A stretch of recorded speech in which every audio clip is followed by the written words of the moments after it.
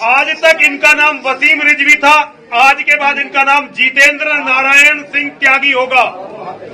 जितेंद्र त्यागी इसलिए नहीं कि किसी विशेष बिरादरी से वसीम भाई को कोई लगाव है, अब से जितेंद्र भाई को कोई लगाव है। असल में जो हिंदू बनता है मुसलमान, उसे मौलाना और मौलवी बरगलाते हैं कि तुम्हें वहां इज्जत नहीं मिलेगी, सम्मान नहीं मिलेगा, क्योंकि तुम किसी जाति में नहीं होगे। तो केवल इसीलिए मैंने त्यागी समाज के सब लोगों को यहाँ बुलाया। हमारे अध्यक्ष जी और भी सारे त्यागी समाज के लोग हैं।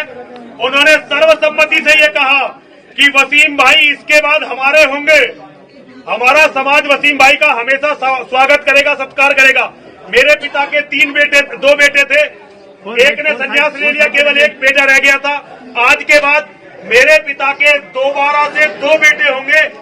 जितेंद्र नारायण सिंह त्यागी जी इस त्यागी समाज में मेरे पिता के बेटे के रूप में पहचाने जाएंगे।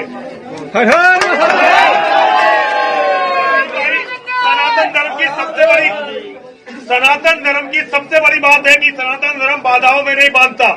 वसीम भाई को केवल 3 हमने हल्की हल्की सी बातें रखी हैं। एक तो कभी भी वसीम भाई गौमांस नहीं खाएंगे। जितेंद्र नारायण सिंह त्यागी के रूप में ये कभी भी गौमांस नहीं खा सकते।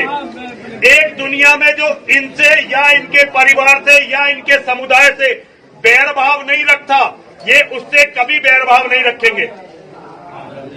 ठीक है ना। 2 और एक ओम नमः शिवाय का यदा कदा जब इन्हें समय मिले तो ओम नमः शिवाय का, क्योंकि ये धर्म महादेव का धर्म है, सनातन धर्म के पितृ पुरुष महादेव है। ओम नमः शिवाय का यदा कदा ये जाप करेंगे। केवल इतनी बातें हैं। बाकी वसीम भाई जो मिशन चला रहे हैं, हम हर तरह से वसीम भाई के साथ हैं।